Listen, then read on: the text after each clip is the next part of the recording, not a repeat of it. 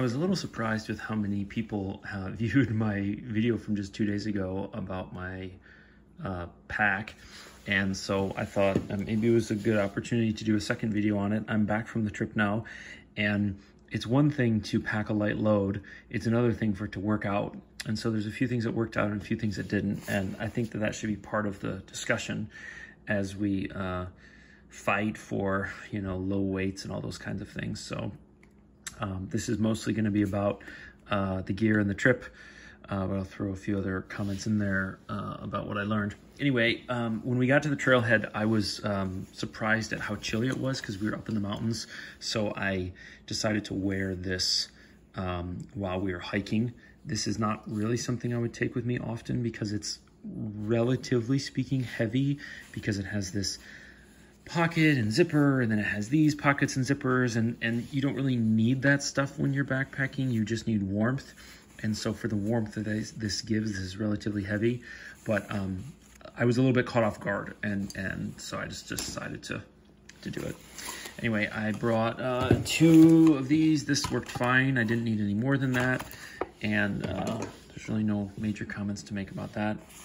One thing I forgot to show in the other video, instead of bringing a whole mini New Testament Bible, I realized I can't read all that anyway, so I just printed off the book of Ephesians and throw it in a bag to read, but also not take up a lot of weight. The rainfly worked really well. This is the first time I've ever used it. This is a Dyneema rainfly. What's absolutely incredible is this weighed like half of my dinner. My dinner literally weighs half of my double of my rainfly. Everything worked really good. I do really like these cords that are laced with reflective. It helps you find your campsite if you wander off for a hike or something like that at night. It also keeps you from hitting your head on it. One thing I will say is when the water hits this material, it really sounds kind of like, it's like almost like the snare drum of a drum set. It's real kind of pronounced, whereas like nylon, it's a softened. So if you're like a super light sleeper and your rain fly getting flickered with rain is going to bother you, then maybe Dyneema is not a good choice. But this worked really great. This really kind of stood the test of time already, even though I only used it one night so far. And what I mean by that is we pitched our tent on top of Panther Creek Falls in Cohutta Wilderness, and because we wanted to fall asleep with a view of the cliffs, we were in like a wind tunnel. And the wind, I've never slept in that much wind. And so this thing was pulled around by the wind like I've literally never seen a rainfly pulled around before. And I had it guide out with these tiny 1mm Dyneema core polyester sheath cords that I got from Ripstop by the Roll, and they did fine. So I'm of the opinion that if those cords can survive what I saw last night, then this thing will be fine. Okay, what else? Yeah, I didn't actually end up needing this extra cord for my hammock, which was good. I found trees close enough, so we put up a clothesline. TP needed that this morning. A little extra rope, didn't need that. Leuco tape, didn't need that. And by the way, I'm not one to suggest that if you don't use something on a trip, you don't need it the next time. Conditions aren't always the same, so just because you didn't use Leuco tape this time doesn't mean you're not going to get a blister next time. But if you go 100 backpacking trips without ever getting a blister, then stop bringing something for blisters. So I slept in this shirt, that was fine. I'm not going to like give everybody this massive debrief on every single thing that happened, but socks and sleeping pants, that was fine. So one comment on down jackets. So you'll hear a lot of debate and a lot of discussion about down versus synthetic insulation material. Basically, down is the king of warmth for weight. That's what makes down special. It's the lightest, warmest thing you can find, and it's also extremely compressible, which is why it's warm for its weight, but compressibility is also, for some people, really important. Now, I slept in this because the whole night was quite a bit chillier than we thought it would, not because of temperature, but because of the wind and the rain that ended up coming, and this got quite wet. It's probably hard to see in the camera, but I can feel that it's still wet because it's been in my bag all day. And one of the major criticisms of down is that when it gets wet, it clumps and it becomes essentially, from an insulative standpoint, useless. And I just want to offer a few pieces of information on that. First of all, it's not as if a single droplet spreads and destroys the garment until you dry it again. And this actually got fairly wet, and this outside shell did a good job of keeping the water out. Second thing is that most down nowadays is being treated that makes it water resistant, and so that truth about down is less and less true with the coatings.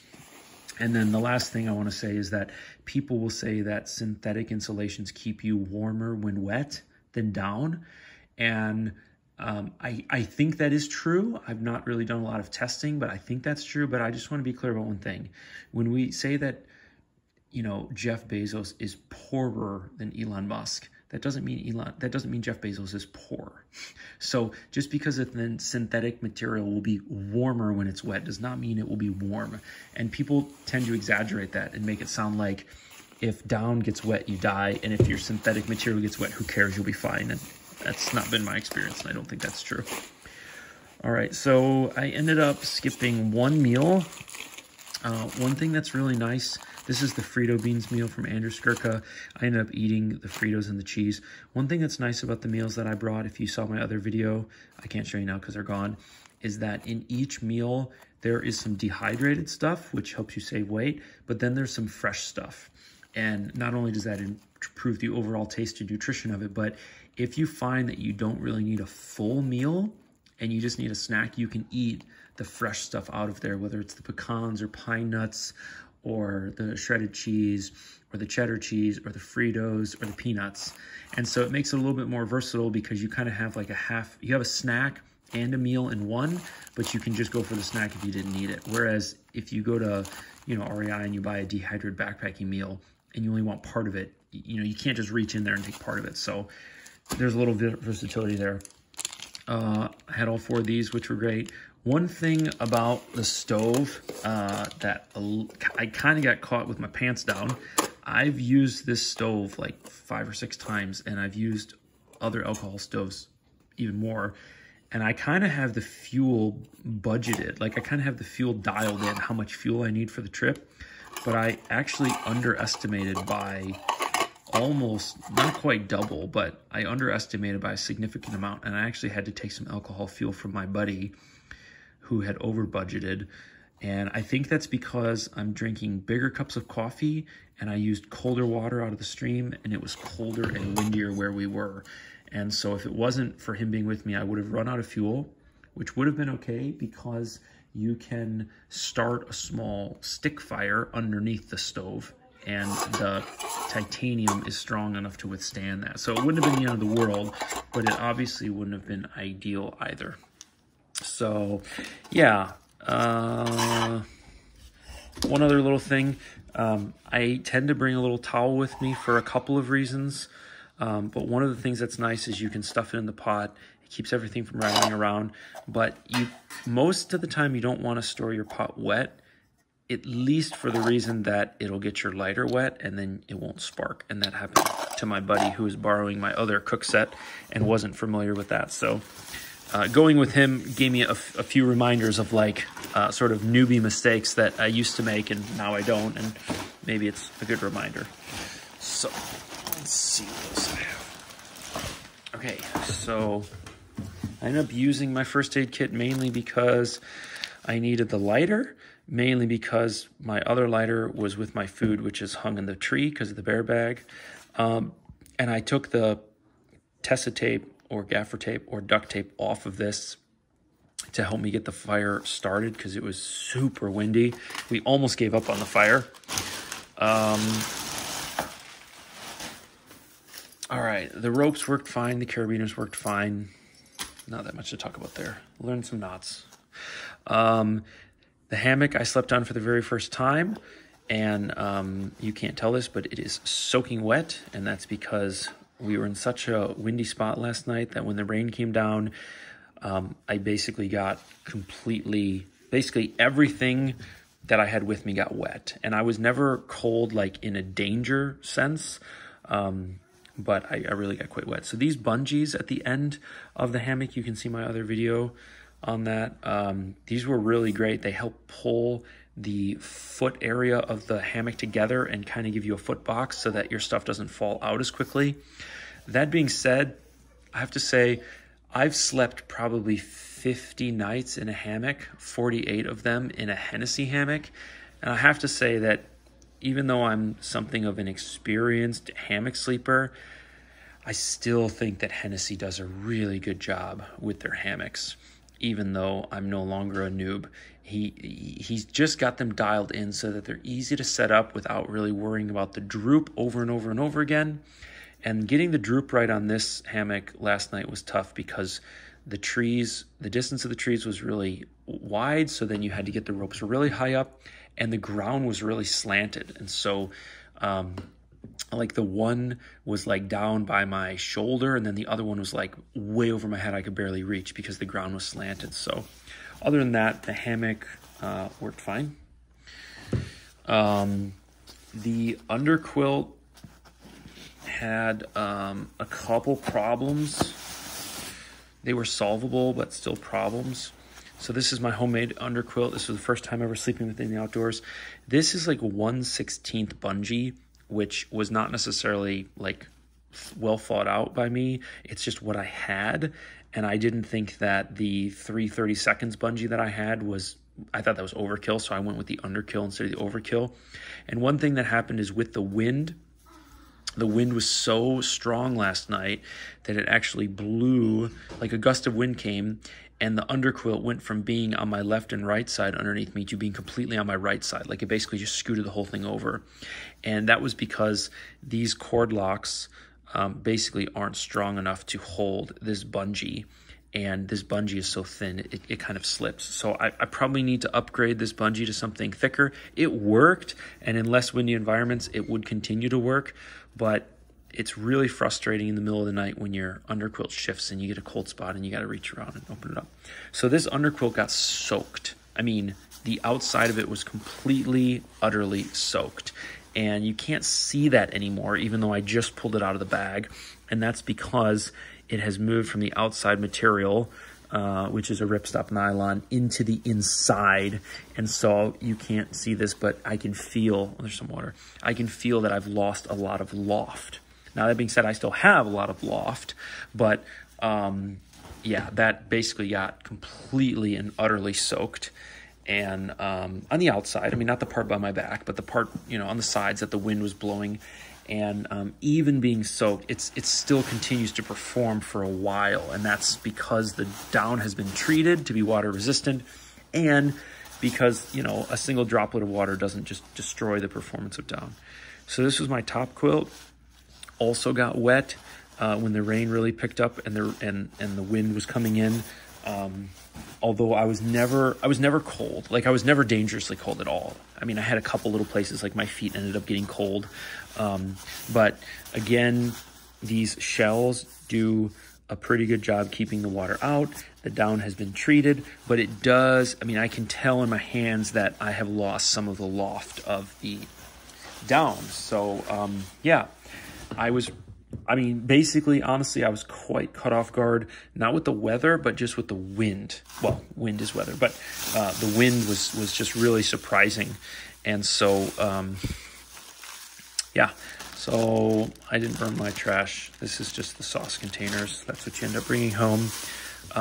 For those of you starting out and wanting to go light, there is like literally nothing cheaper and lighter than a Walmart bag. I mean, polyethylene is almost like a miracle of a material. So last thing, this was a very serious lesson learned, although thankfully I didn't suffer any consequences from it.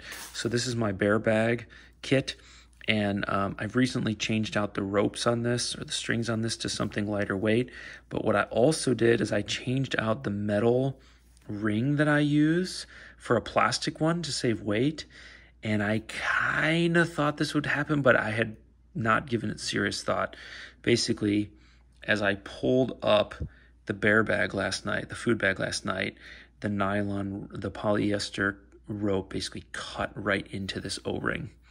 And so this O-ring is like 75% gone. And if we had lowered the bear bag and then raised it back up again, I probably would have sawn right through this. So we almost had all of our food come down on us last night without knowing. It wasn't until this morning that I noticed it. So I'll be changing this back out for a metal one. I'll probably try and find an aluminum one because the steel one that I had was quote unquote heavy. Yeah, last thing I want to say about all of this is it's a good habit when you get back from a trip to review and jot down in a notebook or an Excel document like what worked and what didn't work and what you need to change and what you need to be careful of. Just because you didn't use something this time doesn't mean you don't need it. But if you continually don't use something on the trip, then you might think about not bringing it anymore. But you also want to be, you don't want to keep bringing the stuff that you don't need, but you also want to recognize that if you don't use your umbrella this time, it might just be because it didn't rain. Yeah, I didn't use hand sanitizer. I didn't use bug repellent. I didn't use soap. I used some bleach, 2 drops of bleach for each liter. And then I let it sit half hour. And then I took the cap off at the end and let it breathe for like a half hour. And for what it's worth as a reference point, I do not like chlorinated water. I don't drink tap water here at the house. We bought a reverse osmosis filter. So I am sensitive to that taste. I'm not a big fan of it. And 2 drops of bleach in 1 liter of water, wait 30 minutes and then give it about 30 minutes to breathe. The breathing is just for the taste from what I read. It doesn't make it more effective, but I really couldn't taste the chlorine or the bleach in the water. And so I'm fairly sensitive to the taste thing and it was okay for me. Last thing I want to say about weight. So some of you may see something like this and say, that's ridiculous. Why has he changed out the headband in order to save, half an ounce? And sometimes I do things to save weight and sometimes I do things to save bulk. And all I want to say is that when you have this little thing like in your pocket or in your hand or in your coat jacket or whatever, it's really nice to not have like all that extra bulk, the straps getting caught on things. And so some of the things I do are for weight. Some of the things I do are for sort of bulk and visual clutter and likelihood to get tangled and snagged. And I don't try to do things in a lightweight way so that I can brag on the internet that I'm ultralight or super ultralight. I just enjoy the challenge of trimming the fat and getting your gear down to really just what you need. I just enjoy that refinement process. Let's call it a perfection type process where you're just refining everything and just getting down to what you need. And one way, if you're an engineering type of person, one way to quantify that process is you got to measure something. You either have to count the number of items that you bring or you have to weigh. And so I've just chosen to weigh. So just so you understand my motivation, if you're wondering why I would go through any sort of effort to change some of these things that are already pretty lightweight, it's just kind of fun and a challenge. And it allows me to enjoy the backpacking hobby outside of just when I'm out there backpacking, but also be thinking about and working about ways to improve and refine and trim the fat from the stuff that I take and the experience that I have. So anyway, I hope that was interesting to somebody. If not, that's okay. I understand. Give it a thumbs down. Go check out something else on YouTube. In the meantime, have a great day, folks. Bye-bye.